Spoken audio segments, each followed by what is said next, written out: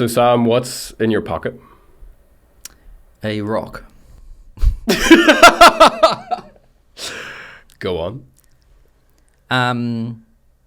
Well, what do you want to know about it? Why do you have a rock in your pocket? Well, I found it. I mean, do you want the short story, the long story? Let's go long. It just says passion on it. And it's kind of a funny story. Like, Skool was growing really fast. It was like peak kind of season of madness last year, 2024, around like October-ish. Skool was growing super fast. Everything was great, but things were kind of on fire a bit. And we had a kind of a perception problem with like too many hustle bros and things. And there was a lot of people trying to like scam and cheat on the platform. And I was kind of exhausted at fighting all of these people. And then we went on vacation to Sedona with my family.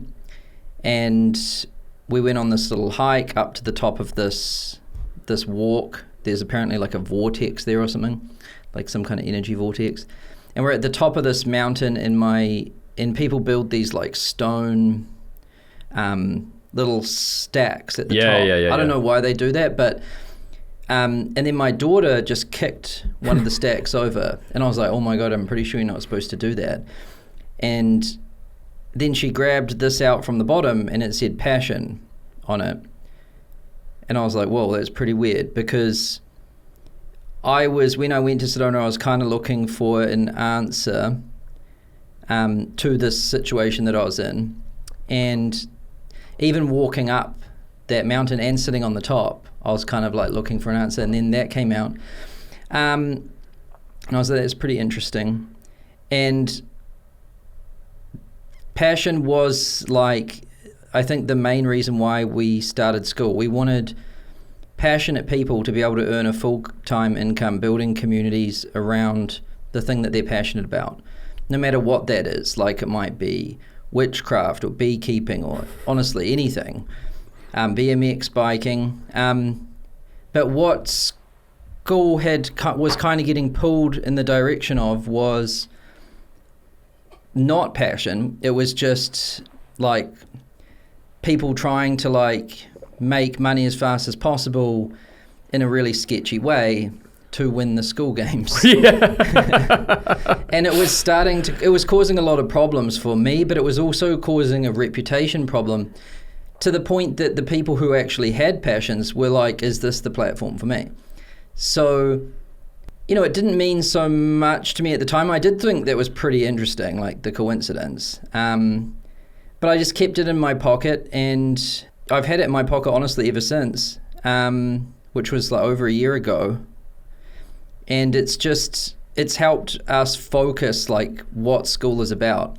And a lot of the changes I made to the platform since then have been based on passion, basically.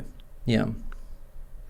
What's it like as a creator of a platform? Because you, like the quick speed run backstory, I'll link like the first conversation that we had 2 years ago.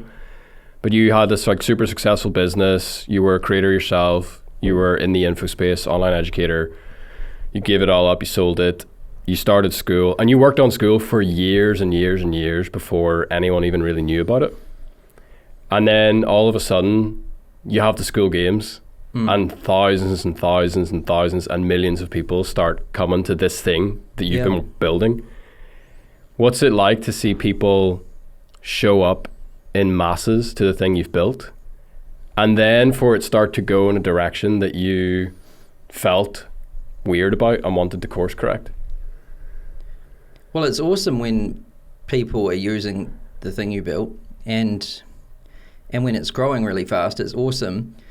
But sometimes, things, when you take them to the extreme, they start to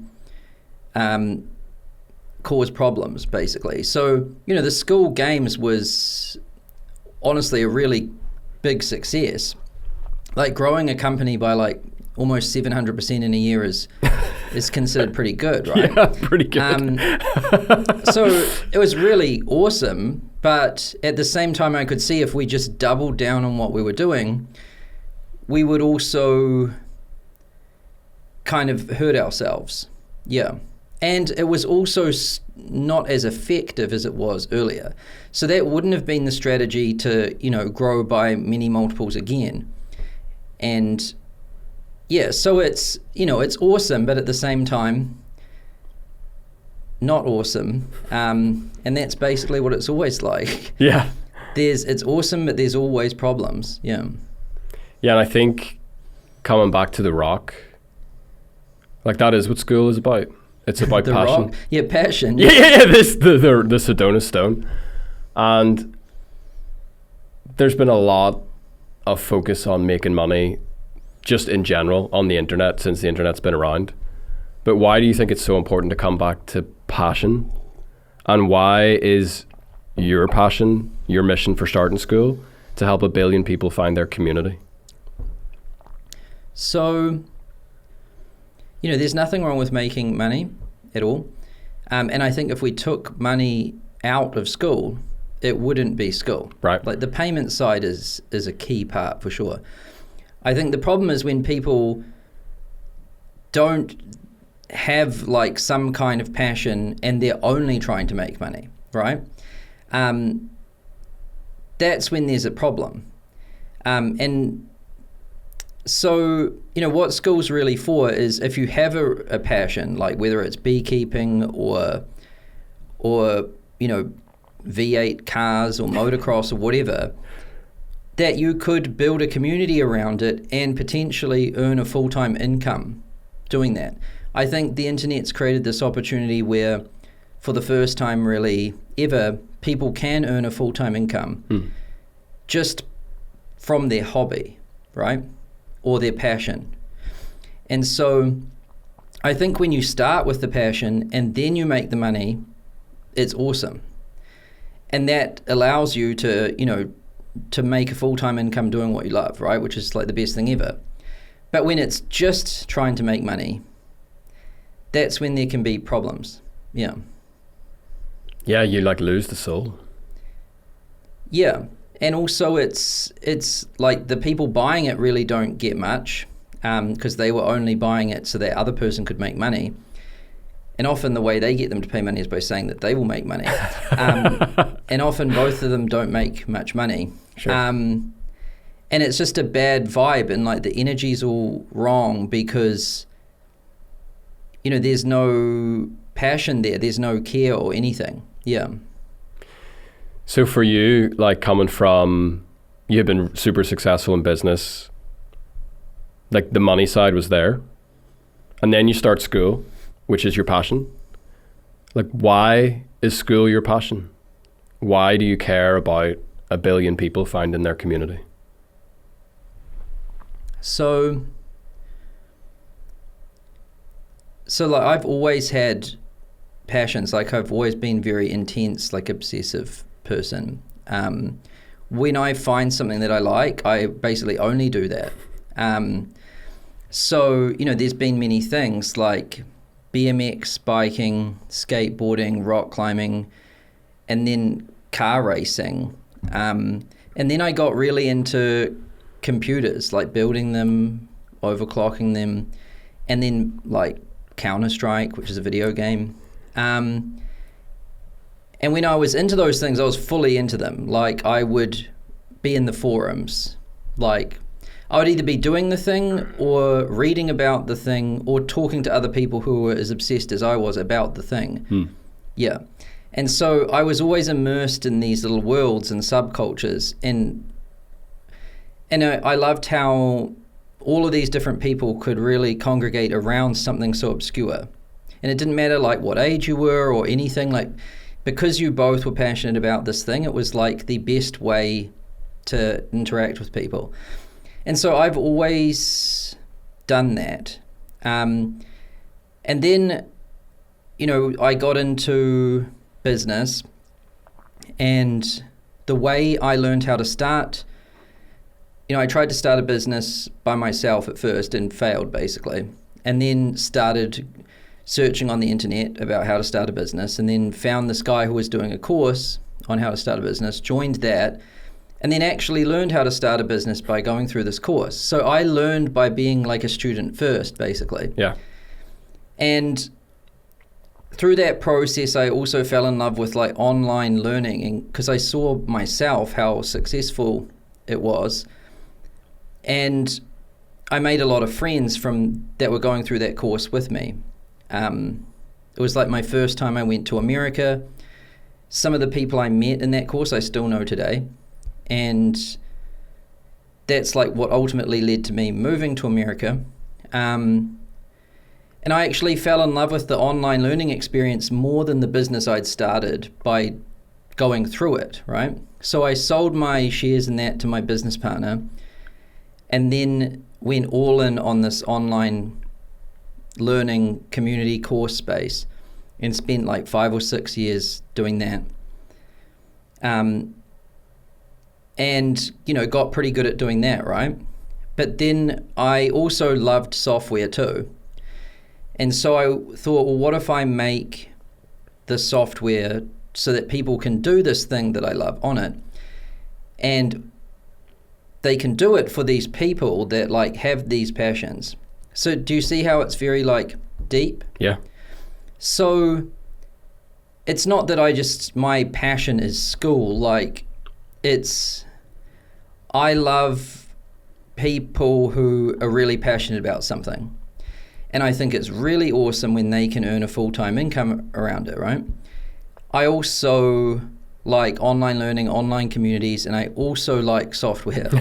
And so just a crock pot of passion. The way these things like evolved, and when I think about it, sometimes it's like those Russian dolls. You know how you open one and there's another one? Yeah. That's kind of like what my journey's been like. I was into all of these weird hobbies. I grew up on the internet with forums and things and learned a lot about computers. Then I learned how to start a business by going through a course. And then, it's come full circle now, where I'm like making software for people who are doing this for these hobbies, and it's like the next generation of the internet or forums or whatever. And I also grew up through, all the evolutions of the internet. So like, I started on Encarta, which was even before the internet, right? And then I remember the first versions of the internet before Google.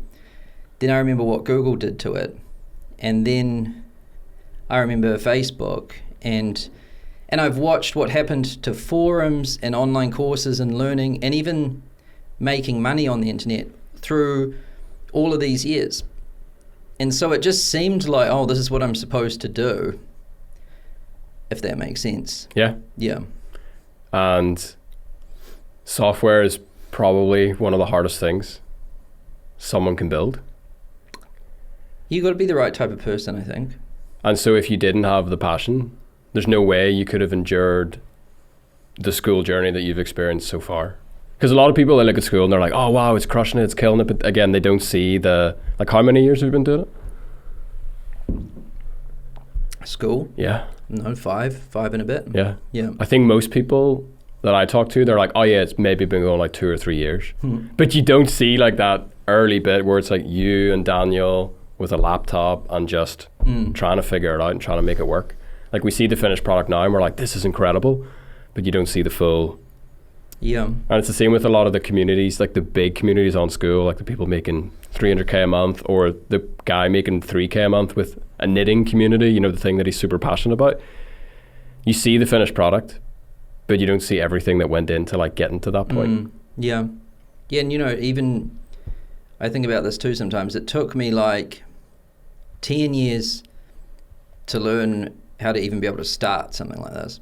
And then it will probably take me 10 years to build it to the point where I think I've done a pretty good job with it. So like, it's like 20 years almost. Yeah. Which is pretty crazy. And if you don't have the passion. So if you hate it. Yeah, you got to do it. That's a 20-year sentence, man. Like if you don't like it, shit. Yeah. Yeah. I also grew up with the internet. I was a RuneScape guy. I remember Ask Jeeves, remember all the forums. Like I loved it. Like I did. I grew up with it. And sure, you could argue part of this is like nostalgia and childhood and rose-tinted glasses. But the feeling that I have is like the internet at the start was like super fun, exciting, pure place that was like had a lot of like positive energy around it. And then through the evolution that we've seen over the last, 20 years,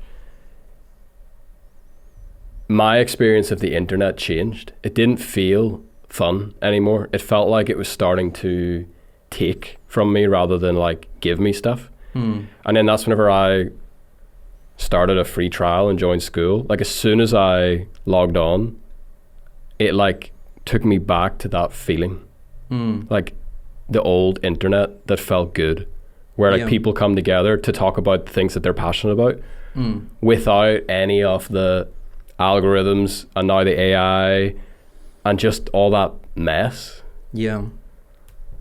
How can you continue to build something that does not follow the path of, say, some of these other big platforms? Because at the start, things have that like energy and that purity, but maintaining that over time, I think it's a challenge. Yeah. So, I think part of the reason why the internet felt so pure and good in the beginning is because not everyone was on it, right? Right. So, like... It's a filter. The only people that went on there were more curious people to begin with, right? And they weren't on there because they were just addicted to scrolling. Like, there wasn't even apps, You had to dial up, and then you had to know, like, how to find a forum or whatever. And there was no bots or spammers or anything at that point. So then when so it had a lot of like the friction and the fact that it was so new kind of acted as a really good filter or barrier to entry. And then people weren't on there to make money because no one was making money on the internet back then, right? So the only reason you went on there to begin with was if you were curious and interested in some topic, right? And so then it was that meant that when you found the forum or whatever around your topic, that the other people were also like as interested as you. And you guys got to talk about all of that together, right? And that worked really well. But, things, I think the two biggest things that happened really to the internet was around 2008, which is like Facebook and the iPhone. The two things happened in the same year pretty much. So, iPhone introduced like apps. So now there's a different kind of thing. You're on a very small screen and you're scrolling. And then the, social networking, right? So the combination of these two things. And then that changes a lot because, when you're intentionally going to your computer to sit down to use it to talk to some people about your interests, it's very different than, you're just standing in a line and you pop out your phone and you have a quick scroll, right? It's like very different context, first of all. And then one's very intentional and one's just a compulsion. But then also there's the underlying like optimization goals of the platform. So like the social networks, they want to just keep you on there scrolling because that's how they make money. Yeah. So then comes algorithms, which is like the next thing really. And the algorithms are optimized not to give you what you want, but to just keep you scrolling basically. And that's why people say doom scrolling and stuff. So... And then also add to the fact that now just the whole world's on the internet, on scrolling on these things, right? So then you see the rise of things like influencers. And the algorithms distort all kinds of things. Now it's just like what you see is like what is the most extreme engaging thing basically. And so that did a couple of things. Like it changed like, the device you're using, the intention you have when you join it. Everyone's on it instead of just those people. And the underlying like economy and incentive structure is very different now. It's like people want to get attention, instead of just connect with a like-minded person, basically. And instead of it being very peer-to-peer, it's more like one person with many followers, right? Which is not even a conversation, it's like a broadcast kind of thing. That's why it changed from like social networking to social media. Yeah. Now people don't really talk to each other, they just consume. Yeah. And so all of that happened, and then I think that kind of distorted the internet a lot. And then just add to that the fact that there's now AI, bots, the whole world is on the internet now. And yeah, so it changed a lot, I think. Yeah, I think about this a lot because it's been my lived experience, same as everyone listening and watching. And I think the decision not to charge for something like Facebook, like if I look back, I'm like, that was a real crossroads moment. Because then, I mean, I know we've been hearing this for like the last 15 years. It's like then you're not the customer, you're the product. And when I talk to people about Skool, one of the things they're like, oh wait, I have to pay for it to be a creator, to be a community owner? It's like, what? And I'm like, no, that's actually the thing that makes it unreal. Because now we're customers of the company, and the company puts our needs first. Like it doesn't exist to exploit us to feed advertisers. It like exists to create a great experience for us and the people that we invite into our spaces. Yeah. And I think that is like so massive, and is the reason why like I went all in on Skool, is because like this is what the internet, I believe, could have been and can be. And now like with this mission to help 1 billion people find their community, I'm like, this is a good use of the internet. Yeah. How do you think online, let's just stick to like entrepreneurs, people who want to start a business, how can they leverage like this insane opportunity off the internet without getting exploited by it? Because you mentioned influencers.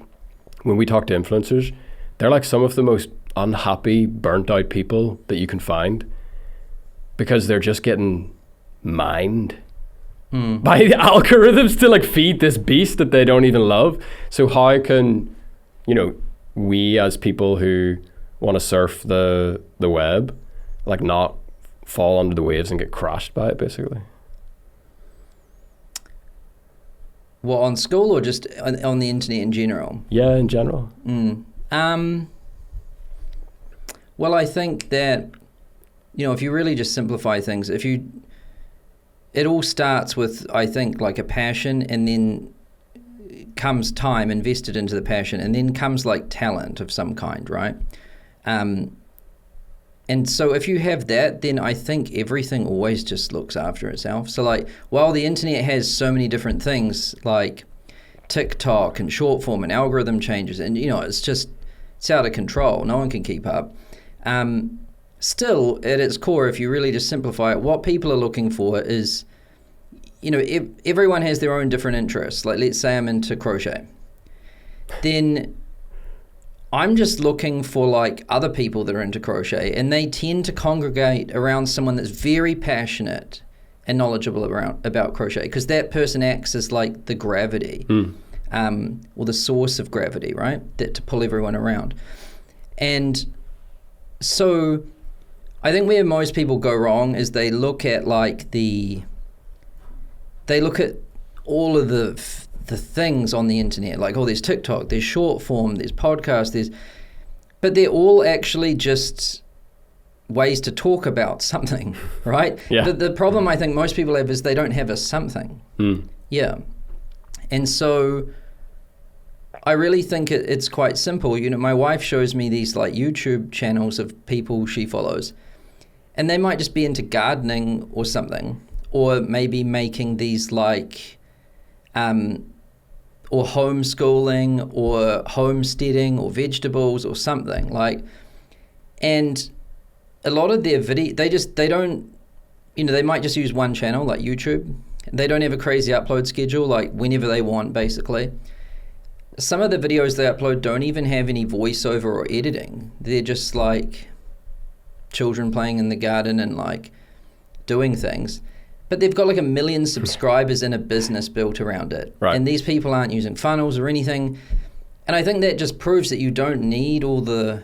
If there's a true passion and skill or talent there, the internet, everyone that has a platform is basically trying to optimize it so that people find that, right?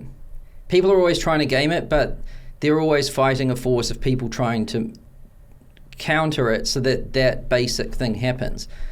Because, like take YouTube, for example. If you're into like gardening, they want to show you good gardening stuff. Yeah. Yeah. And so I think that's the way to look at it. It's just, if that makes sense. Yeah. Yeah.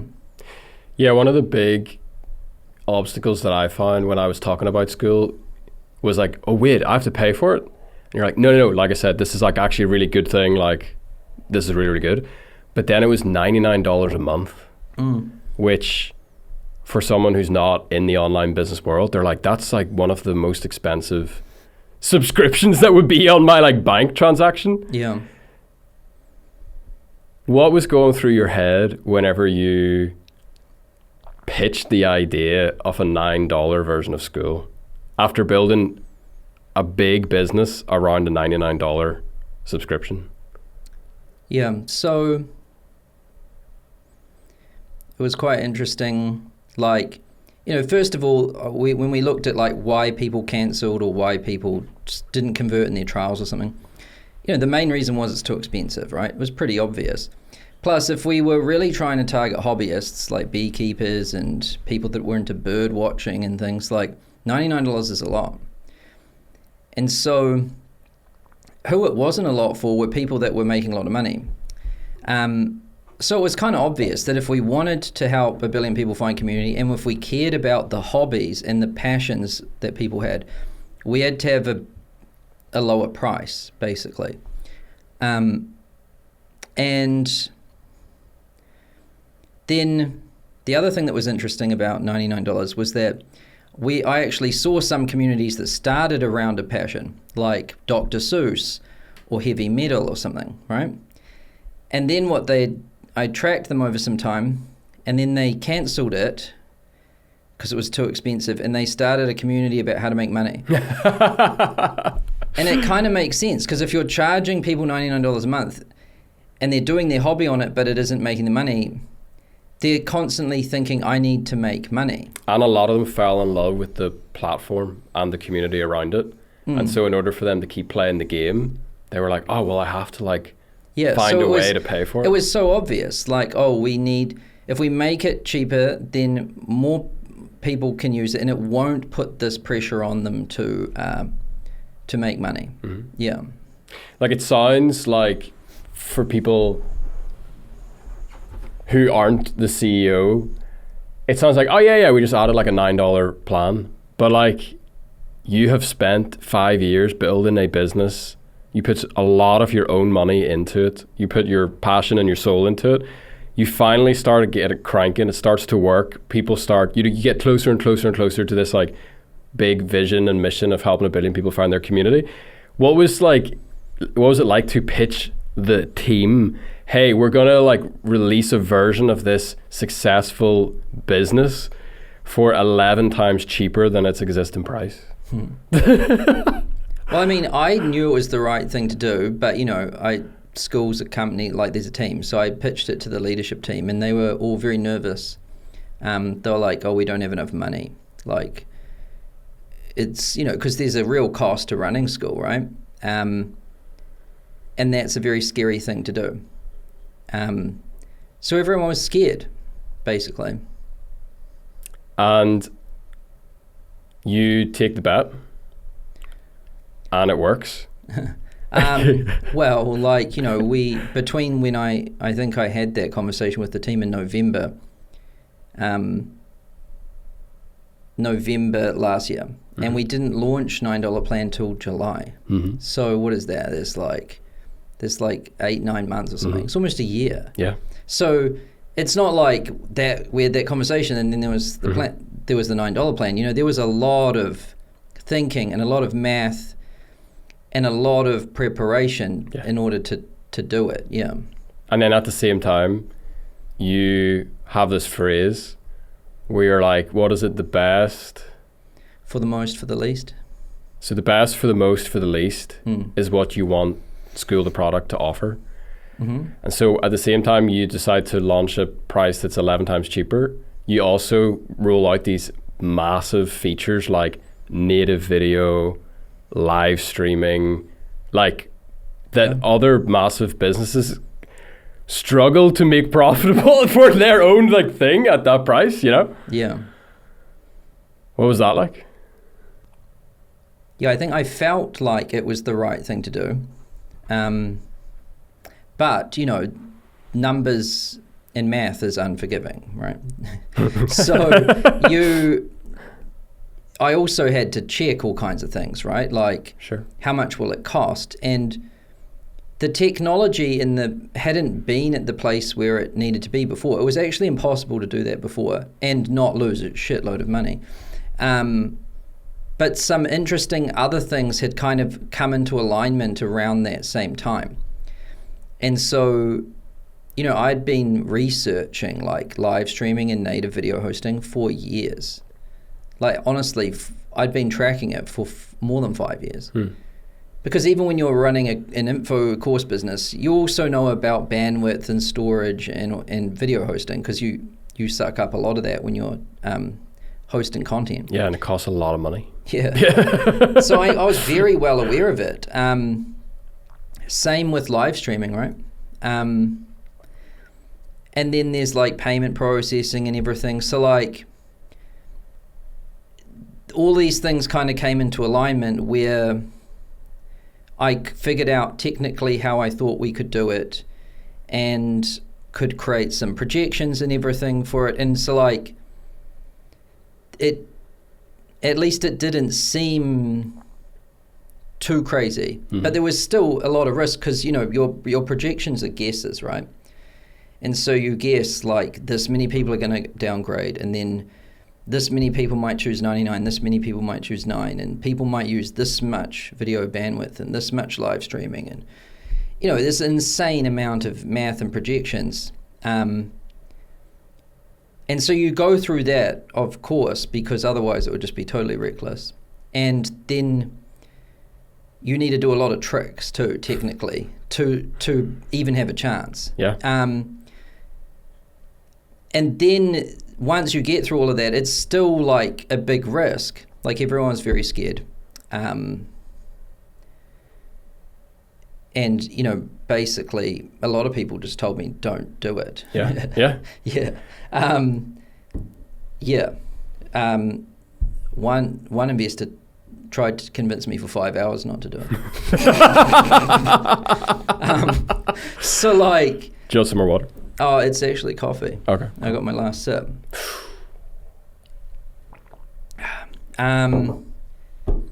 Yeah, and then they were terrified. And I even think I woke up with like a night terror. Yeah. The night before we did it. But I was like, I blamed it on everyone else. I was like, you guys are worrying so much, you're making me worry. I wasn't even that worried before, but you guys are making me freak out. It was definitely, everyone was definitely super scared. But there was a feeling that it was the right thing to do. And then I had done like almost a year of math. Sure. So like, sure. It wasn't totally reckless, but still a risk. Yeah. I think the reason why I'm like so interested in that moment is because just like Facebook had a decision that should we charge for it or should we make it free, I feel like this was such a crossroad moment for Skool, because it's like, not only did you release a $9 plan, not only did you add all these features, but what other companies historically would have done is they would have charged more for these features. But because you had this best for the most for the least, you're like, we're not going to gatekeep these big expensive features. Yeah. Like that's the real magic trick. It's like, we're going to let people on the $9 plan access like all of this. Yeah, I joked with the team that the strategy for this year was unlimited expensive things for 90% off. Which Right. sounds like a terrible idea. So, but why? Because I think like Well, I thought it was funny. for the memes. Well, I liked phrasing it like that because it sounded like a terrible idea. Right. And it does look like, on the surface, like an absolutely terrible idea. But I did spend almost a year looking into it. But I think there's a really interesting mindset thing there for anyone who's running their own community, anyone who's running their own business, where there is still this fear of, I don't want to over-deliver too much value. Whereas you took the complete opposite approach. And I want to know, like, why? Well, I think if you're trying to survive, this is not a good strategy. And I think a lot of people are just trying to survive, right? Totally. Yeah. So I don't think people running their own businesses should just go for unlimited expensive things for 90% off. Because, if you're trying to survive, it's a different story. But like, Skool has resources so that like we can take risks, first of all, which a lot of people don't have, right? Sure. And also, I just kind of believe that if you make something really good, that more people will come, and people can kind of tell that the platform they're using isn't trying to just screw them. And I was banking on that bringing more people. Yeah. So that really, it's also kind of a growth strategy in a way, like, and also almost like a brand positioning strategy. It's a, plus Skool has network effects, which changes, this is very complicated. This isn't as simple as like, if other businesses did this, this would work, basically. Sure. But, it was a big risk, and everyone was terrified, but it wasn't as bad as people thought. But then the users love it, of course. Oh yeah, well, they go crazy. Who wouldn't love it, right? Like, yeah. But the hard part isn't doing it. The hard part is doing it and not dying. Yeah. Yeah. Yeah. Yeah. So you have the data on one hand, right? The math, the calculations, the risk. You have the resources, rainy day funds, if you make it applicable for everybody, it's like you need all these things. And like there's moments in life where you have to take a leap of faith. And you used a really interesting phrase. You said, it felt like the right thing to do. Yeah. It felt. Like I didn't think it was, it felt. It's like back on this passion side. And it's really interesting to me to see like the role of intuition, or whatever word you want to use there. Has that been something that you've refined? Yeah, just talking about the role of intuition in your life. Well, I didn't get good until I started using it, for sure. The more I use it, the better I get. And I've used it the most I've ever used it with Skool, basically. And it's how I make most of my decisions, for sure. Like, because you can move a lot faster with intuition. I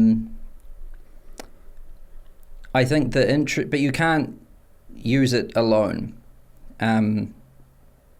It's a starting point. So like, if you feel like this is the right thing to do, and then if it also seems to align with what you've been experiencing and what people are saying and things, then you get into like the math and the technology, and if other things are starting to align with that, like movements in the technology or the underlying cost structure or new idea and new innovative ways you can do the math,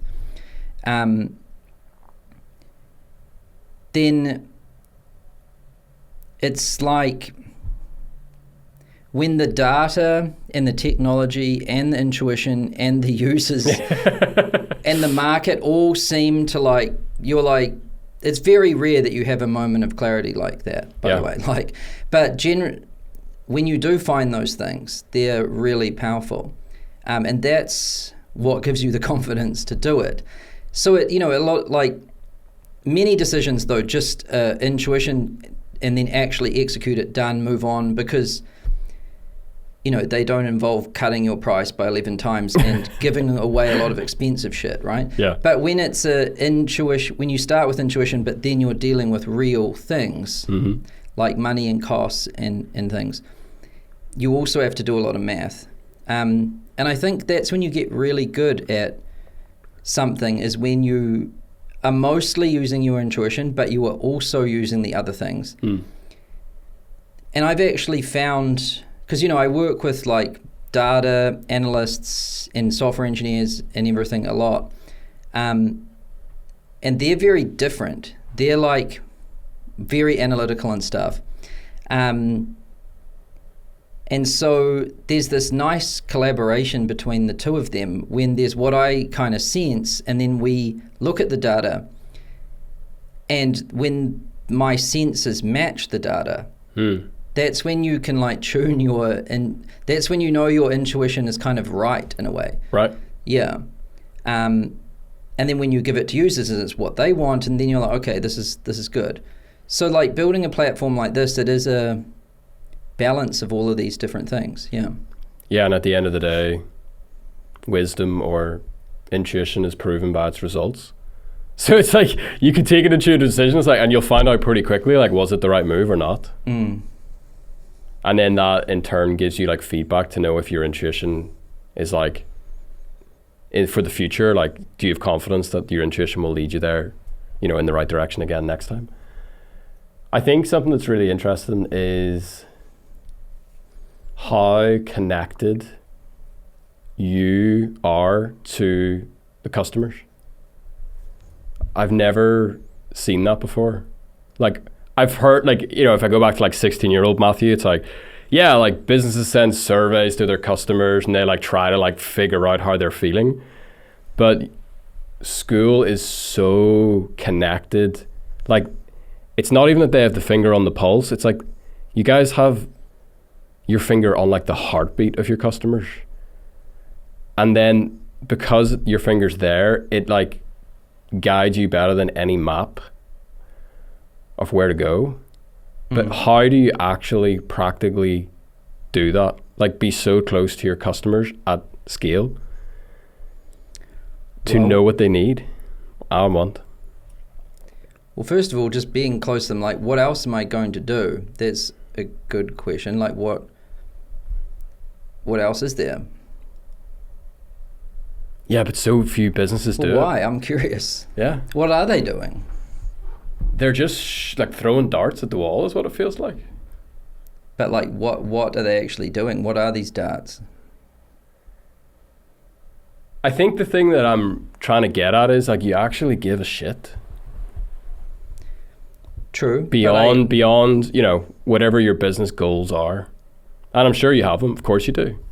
Like from a money perspective and from a skills perspective. And like, you can't help 1 billion people find their community without being incredibly successful along the way. That's like a given.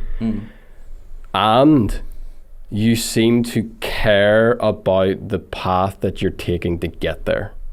Like, Facebook is worth whatever it's worth, right? A squadrillion, billion, whatever. But they got there in a way that... They weren't like this forever, by the way. Yeah, I know. Yeah, Facebook was awesome for a long time. It was amazing. And I spent a lot of time on it. So did I. So like... It was epic. It's like, not that they were always doing what they're doing now. Right. They used to do what I was doing. I'll put it to you like this. I heard you tell a story one time about Boeing. Yeah, I was going to use that example go too. for it, yeah. Yeah, so... Boeing, it's a great example now. Dude, intuition is so awesome. Because, they used to have the mission statement to make the world's best airplanes, right? And I think the CEO back then, maybe even the founder or something, was an actual pilot. And maybe also had some engineering skills, right? So it kind of makes sense. If you were making airplanes, you would probably want to know a little bit about them, right? Like... If you flew them, great. And if you also knew how they worked and shit, better. If you did both, awesome. Like, and if you also had the intention to make the world's best airplanes, that sounds like something that might work. You know, like, because those seem like some pretty essential ingredients to make an airplane, right? And then that attracts people that love airplanes and want to make the world's best airplanes. So, you know, that's the culture, that's the talent, and they make the world's best airplanes. And for a while, they were the most valuable company on earth, like number one. At some point, all of this gets lost. They put in a management CEO who doesn't fly airplanes, doesn't know how they work. That person then changes the mission statement to maximize shareholder value. Right. Then, you know, that's not going to inspire the best culture or attract the best talent, right? So then their company is in a lot of trouble, and now even their airplanes are failing. Yeah. So, but it's so obvious, right? Like, no shit. Like, it just takes time, and that's what fools everyone. Because it took like a lot of time for it to degrade to this point, right? But when you first do it, you're like, oh, look, we can get away with it. Right. But it catches up with you. Yeah. And this comes back to the passion rock. And this is why, one of the reasons why I love Skool so much is because the nature of the platform is if you're not passionate about the group that you start, it's just not going to work. Like other types of businesses, like I'm not a real estate guy, I don't care about real estate. I'm sure I could get into real estate and make money. But I can't start a pickleball community on Skool if I don't care about pickleball. Like it's not going to work. And so like it's interesting to see how like your passion for the mission and the vision and the product in a way like trickles down to the community owner level, because if they don't have passion, it's also just not going to work. You've built something that forces the businesses on it to act like the old Boeing. Yeah, kind of, yeah. And that's pretty sick. Yeah. To have those kind of guardrails in place, because it's just like it's just better for everybody. Yeah, well, I think, you know, why I was asking you, what else are they doing, right? Because it might seem like I'm trying to do this like moral, selfless thing, but it's also just the actual way to succeed. Yeah. So it's not like, because, you know, there's countless examples of this, right? Where when Boeing was trying to do that, it worked, and when they weren't, it didn't. So like sometimes trying just to make money doesn't make you money. Yeah. Right? And the people that have a passion tend to make it. So it is just a great way to succeed too. So, and the other thing I've always liked, and I learned this from race cars and things, so like, they actually do this with airplanes too, which is interesting. It fits with the Boeing metaphor. But, you know, like I asked, what do business owners do if they're not like talking to their customers and thinking, how can I make this better? They're distracted, essentially. They're doing a bunch of bullshit. And that's very easy to do because there's infinite things to do. And so what I liked about race cars and mechanical engineering when I was building engines and things was, you know, like the best race car mechanics, and this is also why in airplane hangars they paint the floors white. Have you noticed how spotless and white the floors are in airplane hangars? Yeah.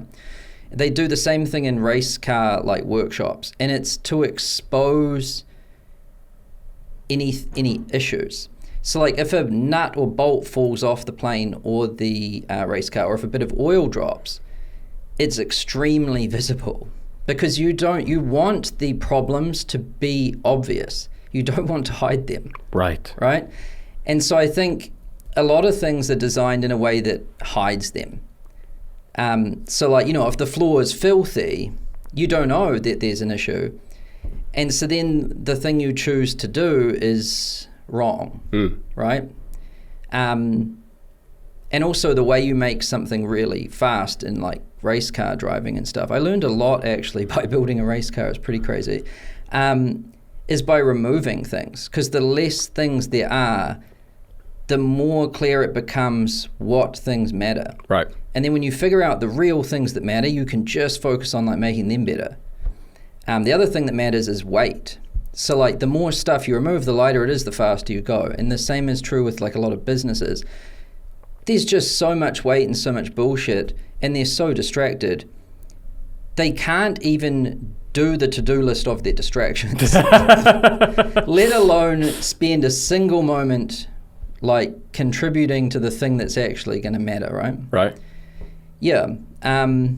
So I wanted to design Skool in a way that like you can't get lost in the distractions, because a lot of these choices have been made for you, right?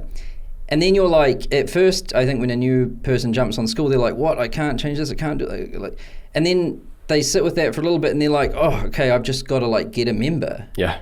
Okay. Yeah, I can't spend 14 days trying to find the perfect color for my theme. Yeah. It's like, nope, this is the theme, go get the member. Yeah. Yeah. And then when you get the member, it's like they're there and they've got a face and shit, right? And then if they don't like it, they leave, and that shows up as churn. And so the numbers reveal the things to you too. And if you let those things kind of guide you, you do make something better and make more. Yeah. And I love systems like that. Yeah. I love systems that don't hide their issues, because, you know, you're not, I swear a lot of people in business, when something's not working, their instinct is to add. And they distract themselves from the problem by working on the new thing that they add. And the more they add, the more they hide the problem. So they think, I'm solving the problem. Right. It's still there. They just can't see it anymore. Yeah. Right? And then eventually it just completely explodes. Yeah. And so I like making things that really expose the errors to you and don't pull you in all of the wrong directions. Yeah. I think that's exactly what I feel. Is like, it's the white floor. Like, that's like the perfect metaphor. You can't hide from the problems, because inside your community, you can look at it and you can just see. It's like, people aren't engaging, or like, people aren't happy, people aren't pumped, the energy's not right, maybe people are complaining. You know, you see people asking for refunds, you see people churning. It's like, you can't hide from the problem. Yeah. And to answer your question, it's like, what are other businesses doing? I think they're not asking the question, how can I make this better? They're asking like, how can I make this more profitable? Or how can I make this more whatever? Like, the objective is not better. Whereas with Boeing and with Skool and with the best communities on the platform, they're just trying to make it better. Yeah. I think it's easy to understand how people get caught in this trap, though. Yeah. It's like really easy, and I'm not surprised, because it's like the survival thing too, right? Like, let's say you've got a lot of expenses, you need to make money now. You don't give a shit about making it better. Sure. Right? Yeah. You need to make money now. So like, that's a really tricky place to be in. And I've been in that position too, and you don't try to make it better when you're in that position. So I would say a lot of my time is spent making sure I don't get put in that position. Right. Yeah. Because I never want to be in that position, because I know I'll make the wrong choices. Yeah, short term versus long term, ultimately. Yeah, because survival is important, right? And so, you know, I think the answer for a lot of people is to just simplify their life, reduce their costs and things, because then they don't need to make as much as they think. Yeah. And then that will allow them to think slightly longer term. So like, a lot of the time, I think people have to spend a decent chunk of time just getting themselves into a situation where they can make something good, right?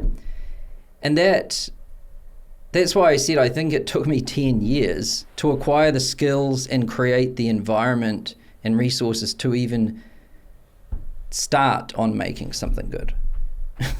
Yeah. Yeah. And it's also, like I've heard you say before, that like, don't quit your job. You know, if you're trying to start something, it's like there is this romanticized like, yeah, quit the job, and it like gives you the pressure. But it's like, I think especially with the Skool community, like have fun, like build it slowly, and as you say, like give yourself a life scenario where you don't have to make stupid short-term decisions. Yeah. Because the best communities we see, it's like they have that fun and lightness. And whenever it becomes like desperation, then that's like back to what you were talking about, like the hustle bro, like focus on money. It's like those aren't spaces where people want to stick around. It's like, yeah, you can like Boeing make a lot of money in the short term, but then like the long term's done. Yeah. I don't know if this is true. I don't even know where I heard this. Is it true that you used to drill out the middle of screws or bolts or something when you built cars? Yeah. And you did that to make it lighter? Yeah. I think I think the biggest thing that I have learned from you is simplicity. And that's one of the biggest things people say whenever they come on Skool, is it's so simple. Yeah. Why is simplicity so important to you? Well, I think the best things are simple, right? Like the iPhone's quite simple. Google's quite simple. And so I think for something to be adopted a lot, it has to be simple. I think people like simple things too. And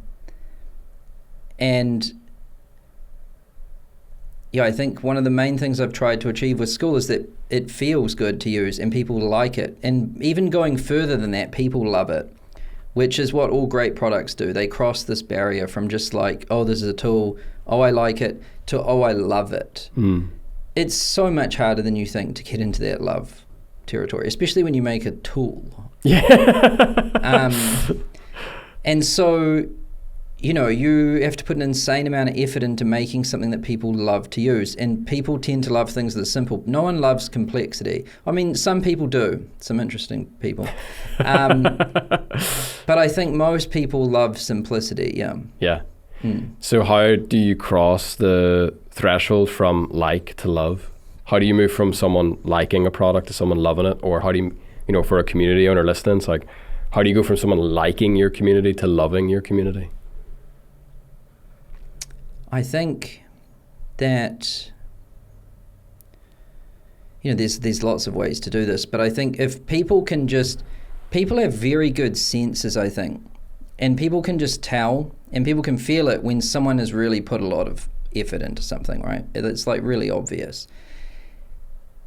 And it's also becoming so rare these days. Like it's so rare to see someone that likes what they do for work. And it's so rare to see someone go above and beyond when they didn't have to. Yeah. So like, I think just that alone already is like very magnetic and already makes people love it. I mean, if it's a very fair price too, to where someone's like literally saying, just charge me more, like what are you doing? That's gonna make them love it too, right? Because it's like, oh, not only will we go above and beyond and all of this, but we're not going to take more of your money. And then there's elements too of like playfulness and things. Those are very important. Like maybe you've got merch or awards or, on Skool there's the cat. Those things are actually huge. And then that adds this special element to it, which is like when you fall in love with a person, it's like their unique quirks or something, right? So there's that. And then I think just always being there for someone and always doing what you say you're going to do, which is in software terms is like it's always online, it's always fast, and it never has bugs, and it always does exactly what you think it's going to do. It's like it's something you can depend on and trust, and it's always there, right? Yeah. So, and it doesn't mislead you. So like what you see is what you get, right? Like all kinds of things. Yeah. And it's honest with like its fees, but also with what it says and its reporting. And, it's just all of these things. It's like not just one thing, but it's like all of these things, and they all add up. And then how it kind of manifests when someone uses it is they're just like, oh, I love this thing. Yeah. Yeah, they don't go through all of these thoughts in their head, but they just feel it, basically. Yeah, I really like the example you use of like how you fall in love with a person. Yeah. You know, like when you met your wife, when I met my wife, it's like, or your kids, it's like, your brain doesn't logically go through, it's like, oh, I love my daughter because like, here's 100 reasons or whatever. It's like, it's a feeling. And what I love about Skool, and then what I love about communities on Skool, is they feel alive. And of course they're alive because they're organic, because they're made up of people. Yeah. And, you know, one of your big things is fun. Like, how do I make this fun? Yeah. And you've already mentioned the cat. Like, the cat, from an outsider's perspective, is like, why does this exist? And then we also just heard you say that it's like, yeah, this is like super important. So if you take the cat as an example, like, what's the lore, what's the origin story of the cat, and like, why do you think stuff like that matters? Well, the cat started, I was sitting outside eating lunch with the team, and I just had a random impulsive thought. I was like, there needs to be a cat in school. And everyone was like, what the fuck are you talking about? And I was like, there needs to be a cat in there, I just swear it. And then we were like, okay, what does this cat do? And then, but the blocker was like, oh, we don't have anyone that can make a cute cat. I was like, if this cat isn't cute, forget it. Sure. You know, like, so then that idea was gone. But then I came across this designer who could make really cute things. And then I was like, oh shit, maybe we can make this cat now. And because, you know, people have to see it, and you show it to someone, and instantly when I showed it to people, they're like, oh my God, they loved it. And then I was like, okay, well, what the hell does it do? And then, you know, in its first version, it actually didn't play music at all. In its first version, it was like, it like linked you to help docs, or you could do support chat. Oh, I actually didn't know this. Yeah. So, and it caused a lot of bugs, like initially, and Daniel, my co-founder, hated it because it was always causing errors in the system. And the users, it wasn't that fun. Like, it was cute, but it wasn't animated, it didn't play music. So then we just killed the cat, we took it out. And it was honestly gone for like a year, and everyone had forgotten about it. Most people had never even seen it. But Goose, who's like a hardcore power user, I don't know how, but he came across it somehow. He must have looked deep back into like deep into the archives. Yeah. Yeah. And he had like put it on the Skool merch and manufactured the Skool merch, and he had won the Skool games, and he had come to the Skool games in Hormozi's office. And he was, at the end, he was like handing out all this merch. And he handed me this piece of merch, and it had the cat on it. And I was like, whoa, how the fuck did you find that cat? And then Goose ended up just hanging around the office for like a month after that Skool games event. And he's very like playful and like kind of crazy. And I kept thinking about this cat, and I was like, fuck, maybe I'm going to bring this cat back. And then Goose just got so excited by the idea. He was like, yes, let's bring the cat back. And I was like, what if it played some music? And then he was like, yeah. And then I was like, oh shit, but it needs to be animated. I was like, it's boring. And just so happened that sitting across the desk from Goose was Jeffrey Bond. And he goes, yeah. I'm an animator. And I was like, at first I was like, yeah, fuck off, bullshit. Yeah. I bet you suck. That was my thoughts. Because, you know, people say that they're like... Yeah. People say that they're many things. No, Jeff's the real deal. But so I gave him it and didn't expect anything. And then he woed me with what he made. I was like, whoa, it was really good. He could even make it move in with the beat. And I was like, whoa, this is like really good. We can do... I was like, okay, this cat project's on now. Yeah. Because, you know, we've got a cute cat.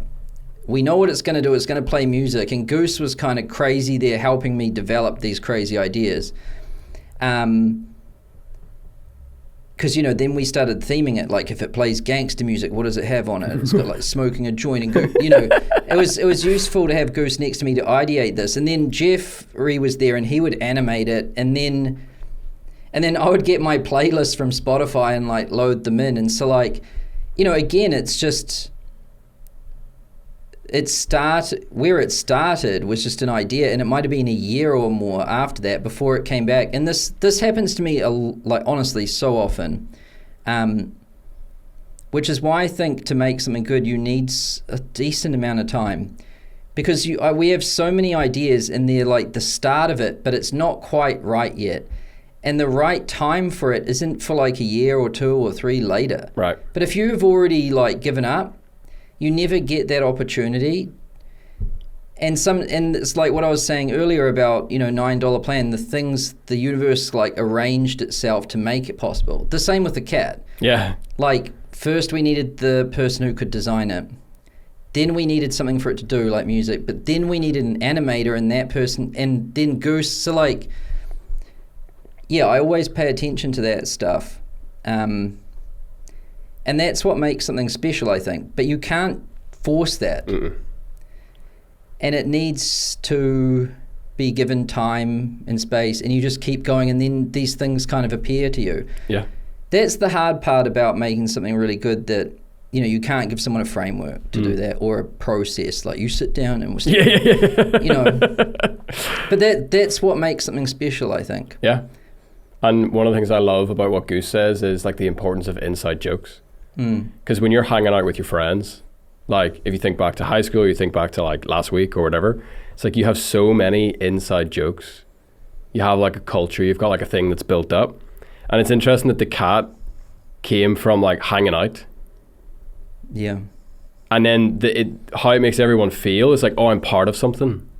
And now there's like people walking around the place with like cat t-shirts and cat plushy pillows, and like if you're not on Skool you don't know what the cat is, but if you're on Skool you're like, wow, like this means something to our group of friends.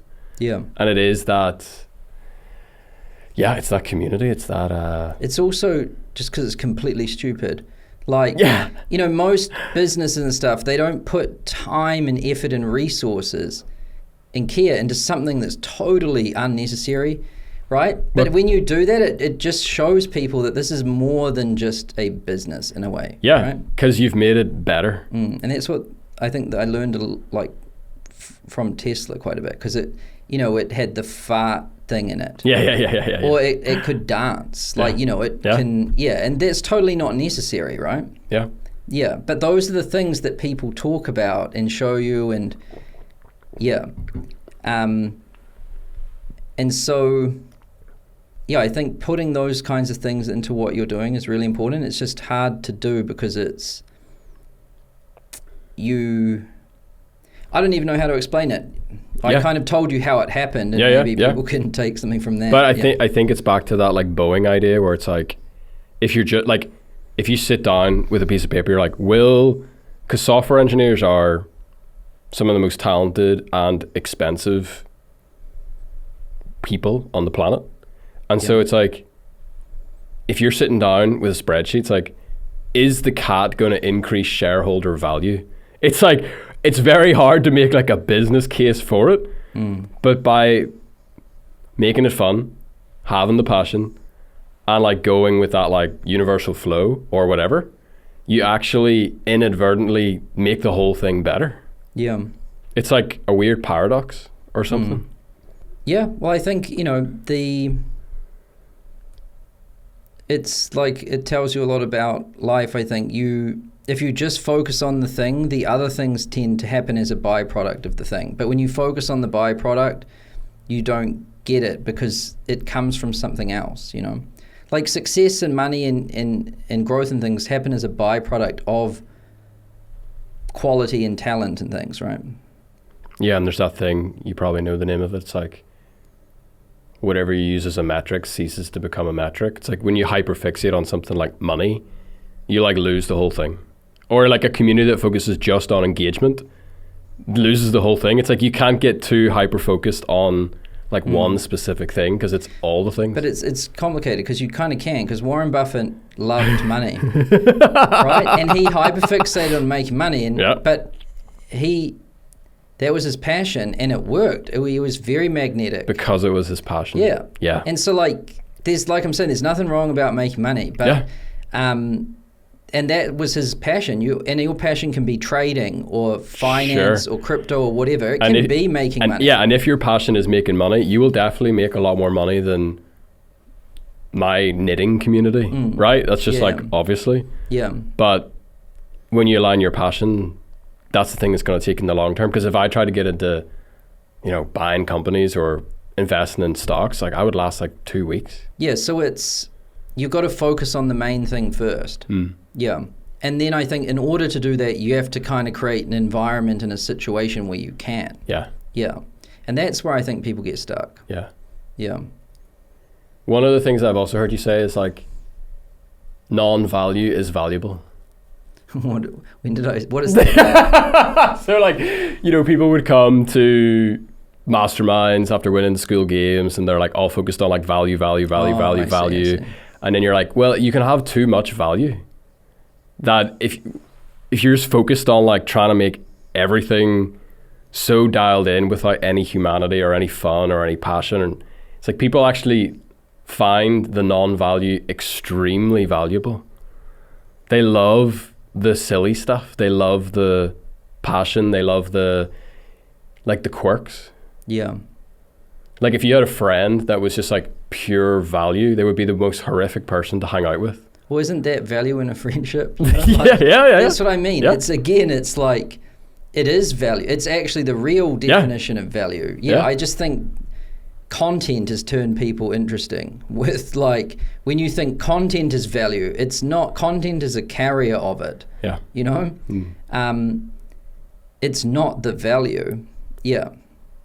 So the shift that you have seen and that you predicted and that you've built this massive platform around is that value is exchanged through community rather than content alone, through courses alone, through guru.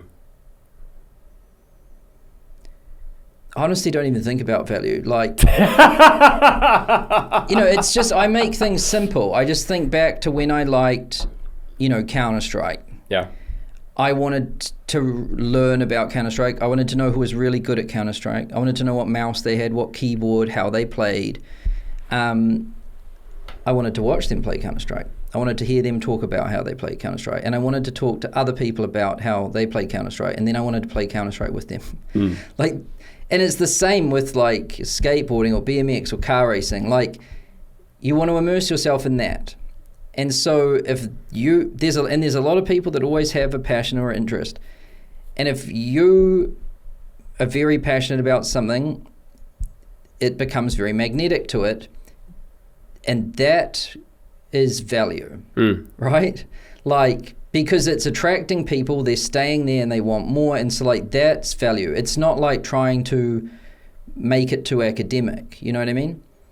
And so I'm just trying to make a platform and a place that allows that to happen, and nudges people towards that so that it can happen. And then, you know, help balance the ecosystem so that the people that are good at that get better and people find each other. But yeah, I think a lot of people break things down into like frameworks, formulas, like academic things.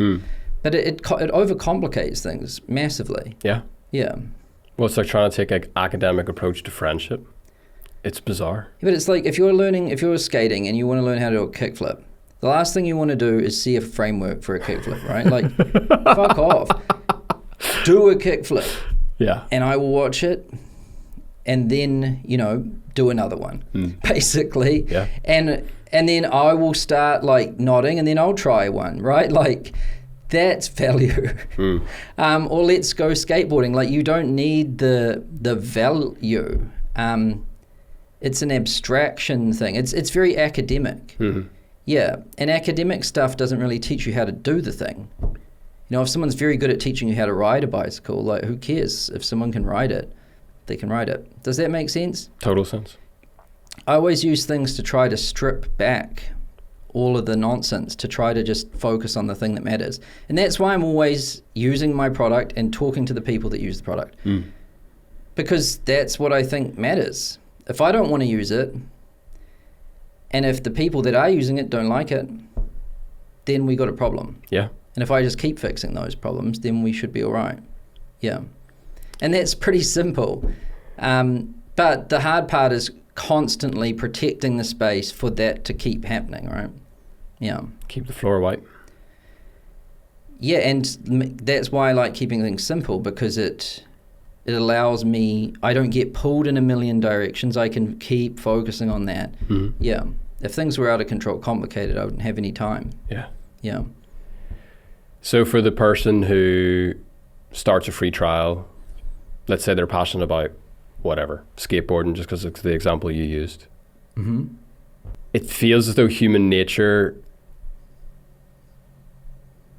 is likely to lead somebody to feel like they need to get everything perfect and like build out a classroom and like build this and make sure the graphics are dialed in and like blah, blah, blah, blah, blah. What is the most important way to start a community? I think just set the basic vibe. You know, like if you think of a community like a party, you know, if there's no music and if the lights are super bright and if there's nowhere to sit, right, like it's probably not going to work. Or if there's no beers, right? Like, you know, that's not going to work. So like that's all you need to do in the beginning is just like, it's amazing just putting a cover image and an icon and a name. Like, you know, Schoolers is the cat and it's called Schoolers, and you can kind of tell it's a little playful and cheeky right from the start. And then people kind of get the spirit of the thing quite quick. Mm. So that's all you really need to do. Just set like the vibe. And I also find that part very fun. Like even when I create a new community, even if it's just for a demo, I still like doing that little part, choosing the artwork and the name. So you do that, and then like, what is this thing for? Like, what is the intention of it? You could just do a pinned post at the top and say what your intention for this thing is. You know, for Dollar Club, which is this stupid demo group I've got, it says the sole purpose of this community is so that you can try out the billing system. There's no value at all. And no one can even post or comment. But that's clear. That's the intention of the group, right? So set the intention of it, and then bring people in. Mm. And so like you can set the intention and set the vibe in honestly like 30 minutes, maybe an hour if you want to take your time. And then you bring people in. And then the most important thing is for you to show up. Because if you just then invite some people in but don't show up, right? Like things are going to get out of hand. Like you imagine a party and you bring people in and then you just leave. Yeah. Like God knows what's going to happen. What will happen, I think, is those people might invite other people and then they might leave and a whole group of random people might just start squatting in there and doing all kinds of shit. Yeah. Which is what happens to most communities that don't have present owners, right? Right. Even houses. That's what happens if you don't show up to a house for a while. And so like you have to show up and you have to care for the thing, like a garden or like a house. You know, it needs a little bit of maintenance. And if someone's crazy, you need to like sort them out, like kick them out or give them a warning or something, just like at a party. Because otherwise the vibe's all off. If someone's, you know, screaming in the corner, like it's hard to enjoy yourself. And there's no beers. Yeah. And the fluorescent lights. Oh yeah, you see, you can imagine it. Someone screaming in the corner, fluorescent lights, no beer. Fuck. Yeah. That's like torture. So show up, make sure you tend to it like a garden, and then I think what's really important is talk to people and make friends. And you don't need, you know, because it's impossible to be friends with everyone. Like Skoolers has 200,000 people in it. It's impossible for me to be friends with 200,000 people. But just, I don't know how it happened. It's just kind of random serendipity or whatever. But, you know, you bump into different people, you have a conversation here or there or whatever, and you end up making friends. Some people you just get along with for some reason, and now you're having frequent chats with them. And the fact that you have a relationship with a couple of the people, that's what makes them keep coming back. Right. Because they've got a relationship, not a community, but a friend or someone that they like talking to. But when a few of you keep coming back like that and interacting, that's what creates the core for the rest of the group to at first watch. It's like when strangers show up to a party, they're awkward at first. They're standing there like with their beers looking. They're like, what do I do? Right. And if no one's talking to each other, it's super awkward. And you're probably going to leave. But if there's a group of people there laughing and having fun, that kind of puts people at ease, and they might listen to what they're talking about, and some people might join in. And before you know it, like there's now 4 groups, and it's all just happening, right? And so, and typically how good house parties start is with your friends. Yeah. Before, they might bring some of their friends, and then they might text some of their friends, and now you've got strangers too. And it's important that you also have strangers, because that's what keeps things interesting. Because you bump into this person, that person, you make a new friend, you hear a new story, then you introduce that friend to this new person to your friends, and this is how it happens if you think about it, right? And everyone, I'm sure, has experienced this. The same is going on in a community. So it's actually quite simple when you think about it like that. At no point in this journey have you sat down and written an article. Like, go back and look at how many articles I've written in Schoolers. Right. There's like none. Not one, really. But the amount of conversations I have is crazy. Yeah. And the amount of people I know and meet and care about is like a lot. And, those relationships have, like, look at what happened with Goose, for example. Like, we ended up doing a lot of stuff together. The cat came back, like, he's done this Goose World tour. We're talking about the school bus idea. Like, things came from that. Or his friend made the animation for the cat, right? And then, like, look at Kirby, for example. He's now on School News with me. He started out just as a member in Schoolers. And there's many people, or you did too, there's many people that, just, that's kind of how it all started. Yeah. Even the people that are in our ads were people from School. So, like, a lot of things just come from that. And that's how I would start it. I think when you just get the right people together and when they are talking, the value's there. That's it. Like, because I was talking to Hormozy about this, about him making a community, and I was like, the most important thing is you have the right people there. Like, they're business owners, they care about it. And then if they're showing up and talking to each other, that's value, like, already done. How you can mess that up is you get the wrong people or they don't talk. So that's really all you need to do, and then it becomes kind of obvious what you need to do to help them go to the next step, basically. So that's how you do it. This isn't for, like, some people might have a community with a slightly different angle, and that's totally fine. Like, if you're, like, there's a community on menopause or something, that's got some specific advice on how to handle that, and then I guess the women in there get to talk to each other about it. But some people might be teaching you how to lose weight. There's many different ways you can do it, but if you're starting from scratch and you don't know what to do, I think what I just said is a good way to do it. But that is not the only way, like... Sure. Yeah. Sounds pretty fun. Only if you do it right. Otherwise, you can make one of those experiences where there's fluorescent lights and someone screaming in the corner. Yeah. I've been in some of those communities. And house parties. No, I've been to no house parties like that. Yeah. Cool, man. Thanks for your time. Appreciate it. Thanks. It was awesome. Yep.